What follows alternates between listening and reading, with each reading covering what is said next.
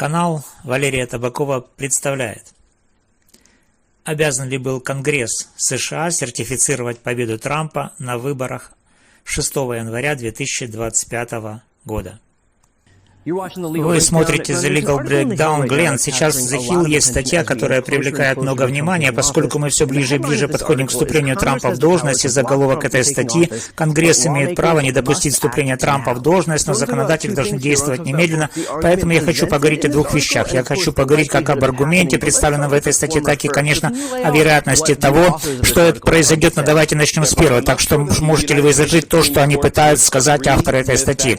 Да, Брайан, я не уверен, что Верховный суд Соединенных Штатов согласился бы с этим заголовком или с выводом автором этой статьи. На самом деле, это два юриста, оба бывшие клерки, судьи Верховного суда. Но на самом деле довольно убедительный аргумент. И по сути, вот что они говорят. Они говорят, что Дональд Трамп признанный мятежником. Действительно, вы знаете, они трижды настаивали на этом, чтобы он был признан виновным в мятеже. И, честно говоря, я думаю, что они правы на этот счет. Прежде всего, мы все знаем, что суд Колорадо после судебного разбирательства, по существу судебного разбирательства, на котором был представлен Дональд Трамп, этот суд Колорадо постановил по факту и закону, что Дональд Трамп участвовал в мятеже. Верховный суд Колорадо подтвердил это решение, то есть они согласились с ним и объявили, что Дональд Трамп участвовал в мятеже. Это дошло до Верховного суда.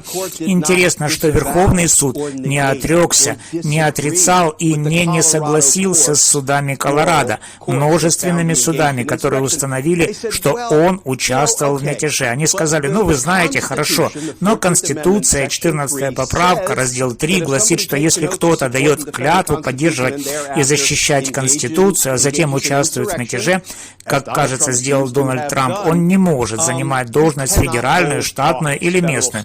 Если Конгресс не проголосует за отмену дисквалификации, для этого потребуется 2/3 голосов как Палаты представителей, так и из Сената. Верховный суд сказал: хорошо, даже признавая все это, в другом месте 14 поправки говорится, и я цитирую: Конгресс должен иметь право обеспечивать соблюдение посредством соответствующего законодательства положений этой статьи 14 поправки. Так что Конгресс имеет право это делать. Вот что сделал Верховный суд. И это та часть, которую многие из нас считают оскорбительной для Конституции и здравого смысла.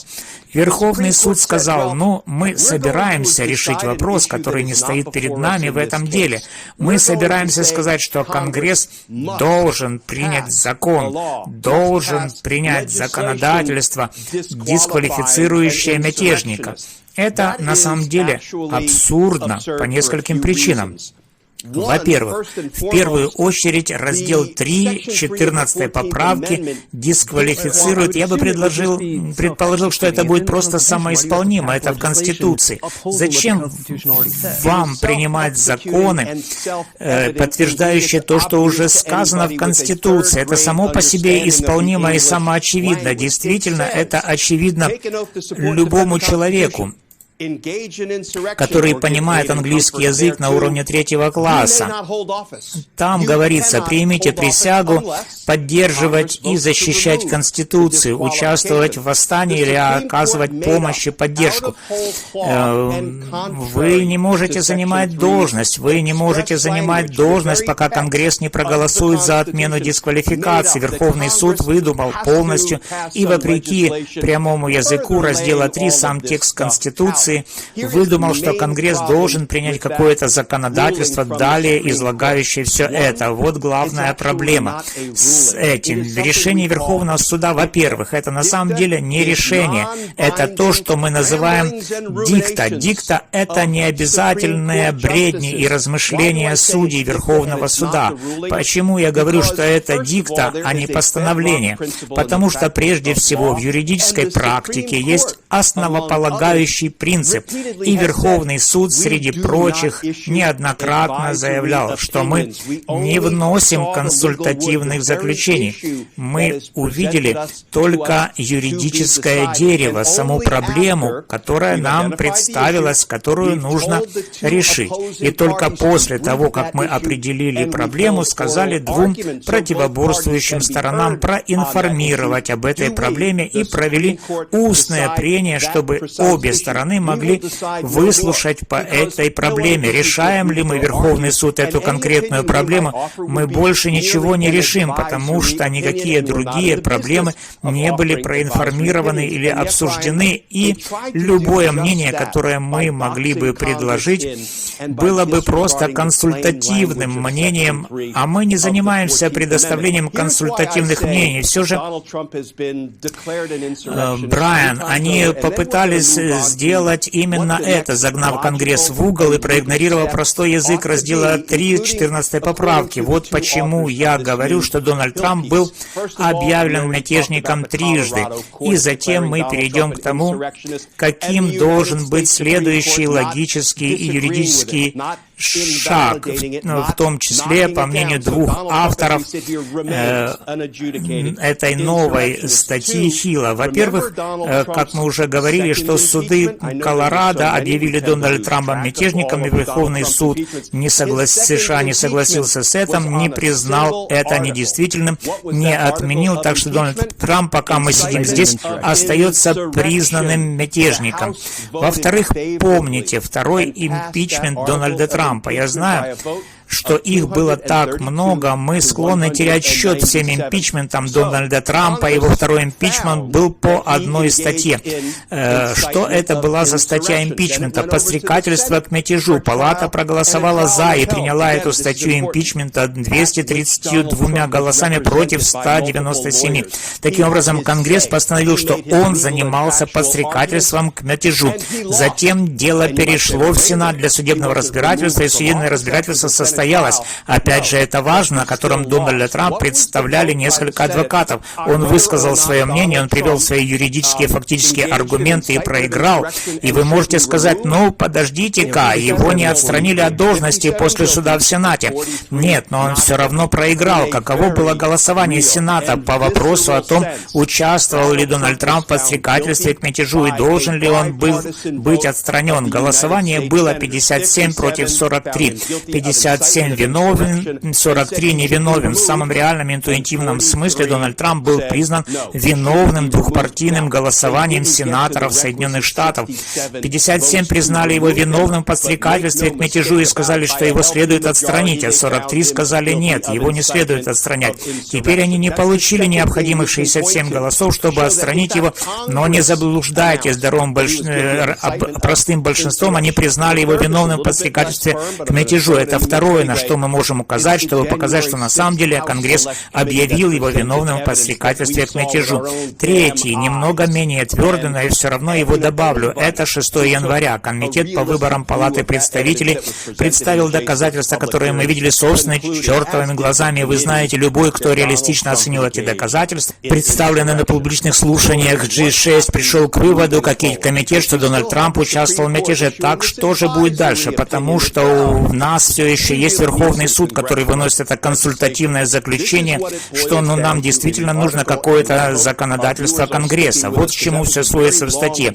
И я надеюсь, что наши зрители останутся с нами, потому что это был очень долгий путь и, я думаю, более прямому ответу на вопрос. В статье говорится о законе, о подсчете голосов выборщиков, который, как мы все знаем, вступит в силу 6 января при сертификации голосов коллегии выборщиков.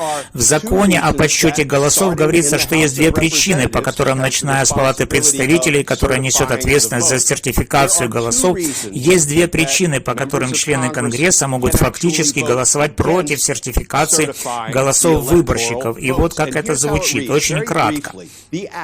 Акт о подсчете голосов выборщиков определяет два основания для возражения против голосования выборщиков. Первое, если выборщики от штата были законно сертифицированы. Мы видели, как это произошло в последнем туре, но это, кажется, не играет. Но номер 2 в игре 2, если один голос одного или нескольких выборщиков не был, цитата, регулярно отдан. И автор статьи говорят, что голосование за кандидата, дисквалифицированного Конституцией, любезно предоставленное 14-й поправкой, явно соответствует обычному использованию слов «не дается регулярно». Поэтому они продолжают выдвигать аргумент, и я думаю, что это не просто правдоподобный аргумент, а довольно убедительный аргумент, что члены палаты, представители не могут голосовать за кого-то, голосовать, чтобы подтвердить голоса выборщиков, которые были поданы за того, кто участвовал в мятеже, и, следовательно, дисквалифицирован в соответствии с разделом 3.14 поправки законодательством Конгресса или нет. Это аргумент, который они излагают, я думаю, что это, как я сказал, убедительный аргумент. Но я знаю, что мы собираемся двигаться дальше. Брайан, и я хочу дать вам шанс задать следующий вопрос относительно того, считаем ли мы это выигрышным аргументом. Правильно, и теперь у нас есть достоинство аргумента, который авторы привели здесь, но затем я хочу вернуться к тому, что, по моему мнению, произойдет на практике. Я думаю, что вы и я, и, вероятно, большинство людей, которые смотрят, можем согласиться, что то, что произойдет, отличается от того, что должно произойти. Но то, что произойдет, это то, что не будет этого большого восстания членов Конгресса. Итак, что вы скажете людям, которые говорят, вы знаете, многие из которых смотрят это видео прямо сейчас и говорят, что вы изложили по крайней мере 3 примера того, почему этот процесс сертификации не должен продвигаться вперед. И так как вы клянетесь, учитывая черно-белый текст Конституции, что Дональд Трамп может принять присягу в любом случае, знаете, вам придется сделать вывод, что размышление, мысленный эксперимент, или точнее то, что мы называем диктатурой, не обязательные вещи, которые судьи Верховного Суда говорят свое мнение, и в постановлении они должны победить. Мы должны рассматривать их как своего рода прямое решение всех вопросов, касающихся того, может ли мятежник быть приведен к присяге, и мы должны просто принять решение Верховного Суда. Этот мысленный эксперимент, эти размышления о том, что, вы знаете, если Конгресс не примет закон, то автоматическая дисквалификация 14-й поправки каким-то образом исчезнет. Каким-то образом мы игнорируем выраженный язык 14-й поправки, раздел 3, потому что, черт возьми, вы знаете, Конгресс просто не выполнил свою работу и не принял имплементирующие законодательства.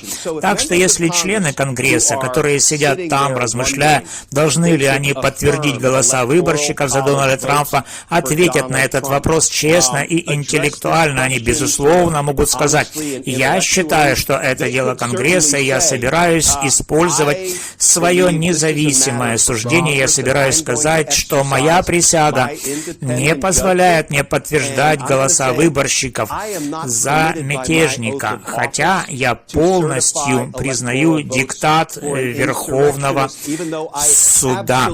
Размышление, мысленный эксперимент, потому что это не тот вопрос, который должен быть решен в деле, которое было решено Верховным Судом относительно постановления из судов Колорадо. Это сложные вопросы, щекотливые вопросы, как с юридической, так и с этической точки зрения. И я думаю, что каждому члену Конгресса придется принять решение самостоятельно. Я хотел бы увидеть, Брайан, я хотел бы, чтобы они просто призвали к голосованию по вопросу, хотят ли они голосовать за отмену дисквалификации, и посмотреть, смогут ли они набрать 2/3. Вот в чем дело. Давайте просто предположим, давайте проведем наш собственный мысленный эксперимент.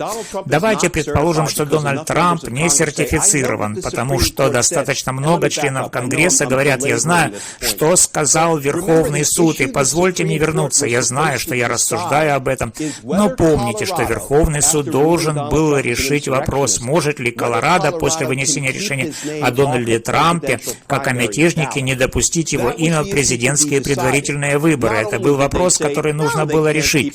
Они не только сказали «нет», они не могут не допустить его имя в предварительные выборы. Но теперь мы собираемся заняться мысленным экспериментом и вынести консультативное заключение и предписание, чтобы попытаться решить вопрос, который не был нам проинформирован или аргументирован. Вот в чем глупость этого решения Верховного Суда. Поэтому я думаю, что на этом фоне каждому члену Конгресса придется решить, чувствуют ли они себя связанными этим решением Верховного Суда или чувствуют себя связанными своей присягой, которая гласит: давайте посмотрим, я принял присягу на верность, в том числе 14 поправки, разделу 3. Дональд Трамп признанный мятежник. Я думаю, нам нужно провести голосование по этому вопросу о том, можем ли мы отменить валидность. Давайте пойдем до конца и предположим, я не говорю, что все это будет именно так, но давайте предположим, что Дональд Трамп не будет сертифицирован 6 января. Мы оба знаем, что произойдет. Это дело дойдет до Верховного Суда, и что интересно и, возможно, даже иронично, тогда вопрос может быть решен. Обеим сторонам будет предложено выступить с краткими возражениями, аргументировать должен быть акт Конгресса, или Конгресс может решить это так, как они считают нужным, не нарушая своей клятвы Конституции и отказываясь голосовать за сертификацию мятежника и не давая ему принять присягу. И Верховный суд в конечном итоге скажет свое слово. Если вы спросите меня, где, по моему мнению, окажется Верховный суд, если они получат второй укус этого яблока, то на этот раз им фактически предоставили яблоко для укуса. Они на самом деле представили вопрос. Я должен верить, что они собираются бросить Дональду Трампу еще одну кость, еще одну солидную. Они снова поддержат его, как они это сделали в 3 случаях, когда они игнорировали формулировки Конституции или статутного языка в деле Фишера, которые касались воспрепятствования работе Конгресса, и окажут ему еще одну услугу и назначат его президентом, несмотря на тот факт, что Верховный суд никогда не отвергнет и не отрицает тот факт, что Дональд Трамп является признанным мятежником. Но я ценю, что вы прошли через этот анализ, это интересный мысленный эксперимент, и я говорю по крайней мере, потому что я думаю, снова повторяя то, что я сказал ранее, я не думаю, что кто-либо из нас находится в заблуждении, что то, что должно произойти в конечном итоге, произойдет 6 января, но важно, по крайней мере, говорить правду властям, где мы можем. Итак, сказав это для тех, кто смотрит прямо сейчас, если вы хотите следить, слышать больше подобного анализа и быть в курсе юридических новостей, поскольку мы приближаемся к этому периоду неопределенности в 2025 году и далее, пожалуйста, не забудьте подписаться. Ссылки на оба наши канала прямо здесь на экране. Я Брайан Талер Коэн и я Глен Киршнер. Вы смотрите The Legal Breakdown.